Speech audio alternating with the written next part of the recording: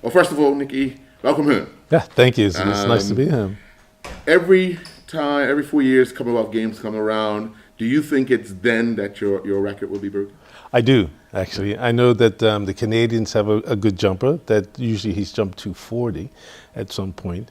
But you know, at the games, although I have an idea that it might be broken, I don't want it to be broken. Do you realize your record is the third longest standing Commonwealth Games for athletics? No, I didn't. Yeah. I really didn't. 1990. Wow. Yeah. Wow. Only two records in athletics are longer. Which ones are they? I believe it's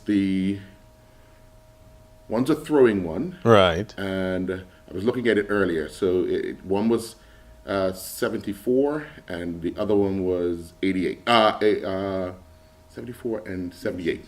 Oh, wow. Yeah. Yeah. Wow. Well, so, I'm in good company there. But you've had a chance. I mean, the last time we spoke was at the 2014 Commonwealth Games over in Scotland. Yes. You had the pleasure of presenting. Yes, I did actually. For high jump. If you can, take us back to 1990. Obviously, it was something special. Do you still relive those moments? You know, I haven't relived them for a while, but with the advent of the Flora Duffy winning the competition, it's just come flooding back. Right. You know, occasionally my kids would ask me about it and show the film, but since she's won, I've just been inundated with congratulations all over again. Right.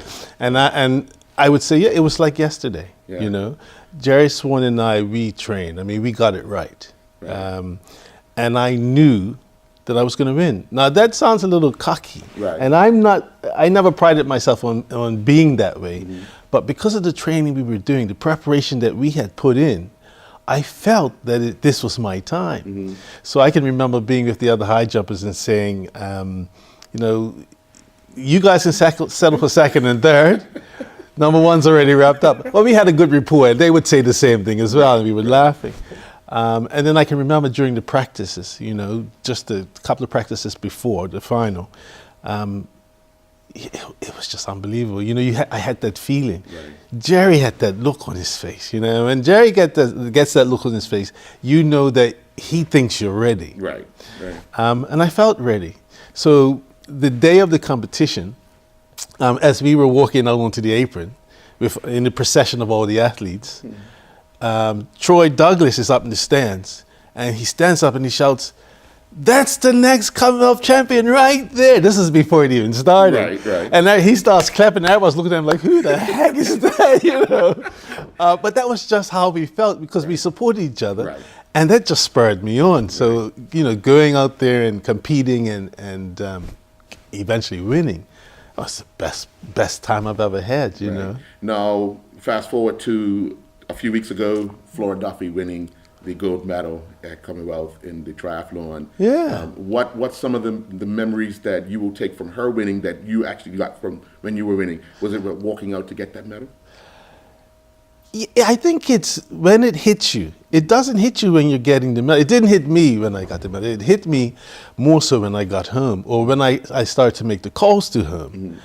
That's when you realize that you've never been alone. You know, you have a following, and you have a local following. Right.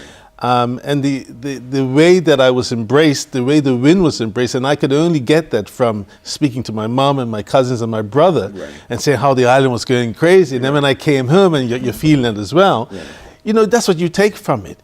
You know, I said to someone today, it's not my record anymore. Of course, I went in there to do it, but it's Bermuda's record. Right. And I say it's Bermuda's record because I benefited from all of the grassroots programs, sports programs that we had.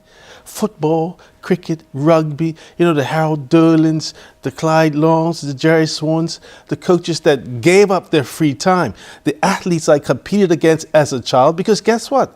They helped me get there, you know, and that's seldomly talked about. So now that I'm no longer an athlete as such, I can view it as this is our record because they all helped me get there. Right, right. Obviously, you see how the sport has grown over the years, technology and TV and all that. Do you miss, or do you feel as if had that been around when you were competing, it'd have been more global, in a sense? The Commonwealth Games be more global, Well, or just your sport.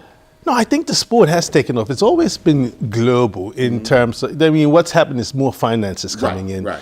The advent of what they say is better technical training, but I don't think so. I think the old guard, we had it. The way we did things then was systematic. Right.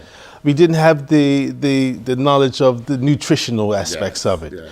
But at the same time, if you look at some of the performances back then in comparison to the ones today, they're not so different. Right. So that tells you that we were getting it right then.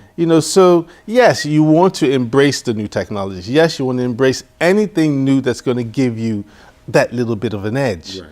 But in terms of it, if I was competing today versus yesterday, no, I think I would have been just as good, but I would have been hungry, I think. Right. Because, the rewards are so much greater for those who can achieve. It can set you up for your lifetime. During my time, it was a struggle, Right. but it was my struggle, Right. and a struggle that I wanted to do because I loved it so much. How's your relationship with the guys that you were at the Commonwealth Games with? You talked about Troy. Obviously, you guys had a bond, and Yeah. you were all like a crazy bunch. Yes, we Are were. you guys still like that today? I think we're mellowed in it with age, Wiser with age? Wiser, yeah. I'm not sure if that's what I'd call it. Mellowed, yes. We still speak to each other over the internet now. You can, you can contact each other from wherever you are. Yeah. And sometimes we talk about the good old days. Yeah. But mostly now, because he's coaching, Troy's coaching, I think Brian's doing a little bit of coaching as well. And I've come out of the corporate world and I've started to coach again and train kids. Right. So, yeah, I relive it, but I relive it not in terms of how it was for me, but how I can make my charges, how I can make the young athletes see where they can get to, Right. and how to get there, because I know how to get there. And just like my coaches, they imparted upon me how to get there and how to be. That's what we want to do to our children, because there's so much of an advantage out there as it was before. All right. Thank you for your time. Hey, no, not a Appreciate it. problem. It's always a pleasure. Yes, sir. Yes, sir. Audio